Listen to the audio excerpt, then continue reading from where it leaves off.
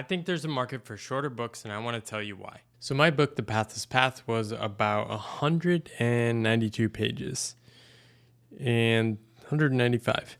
So, I printed this at 5.5 by 8.5 inches. Now, I didn't really aim at a book size when I started writing my book, but a lot of people just think of a book as something like, oh, it has to be X number of pages. So I've been thinking about something I'm calling the shorter book hypothesis. What does this mean? What I think is there's a huge potential for shorter books. Here's my line of reasoning. 70% of my book sales have been audiobook and ebook. No one knows how many pages these books are. My audiobook runs about 6 hours. My Kindle will be a certain number of pages depending on the font size. But authors are the ones that are defaulting to a number of pages. Readers just want to keep reading if they want to keep reading. What kind of books do people recommend? Books they finish. I honestly think this is part of what people enjoy about my book. It's not that long, and I wrote it to sort of read easily. What is the top complaint people have about nonfiction books? Could have been a blog post, right? Some of my favorite books have been short books, including The Great Stagnation, Tyler Cowen's book, about 125 pages, and Anything You Want by Derek Sivers. That, I think, was like 40, 50 pages. So I sense there is this 50 to 100 page book mark, which there's probably some potential here. And so one of these was released by my friend this week, Kelly Miller. She put out this book after I literally challenged her to write it, called Creative Dysregulation. She's been thinking about this idea for a couple of years, has been creatively blocked, and what better to unblock yourself but by actually just writing about what's blocking you, your creative dysregulation.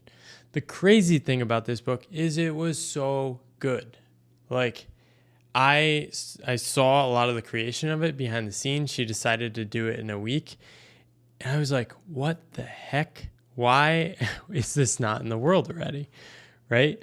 So it's been doing really well. And it's in this category called 2-hour self-help short reads. Right? So it's the best release in that category. I didn't even know that was a category. But given that Amazon is breaking out as a category, it seems there's probably an opportunity there, right? What's the number 2 book right now? Not just bestsellers, Tao Te Ching, famous book by Lao Tzu, Chinese writer. But her book is 6th.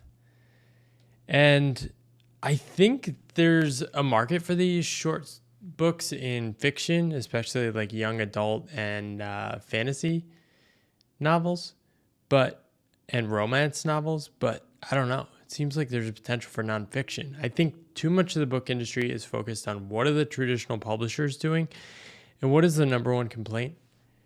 People write too many words. Another book that came up, The Burnout Society by Byung-Chul Han.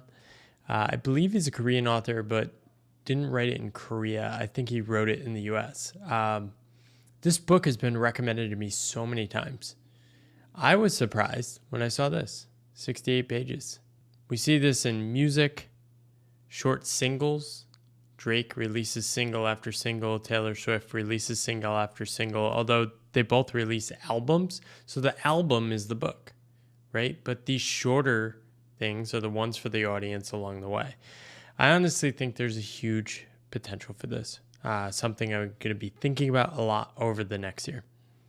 Let me know what you think. Let me know if you publish anything like this.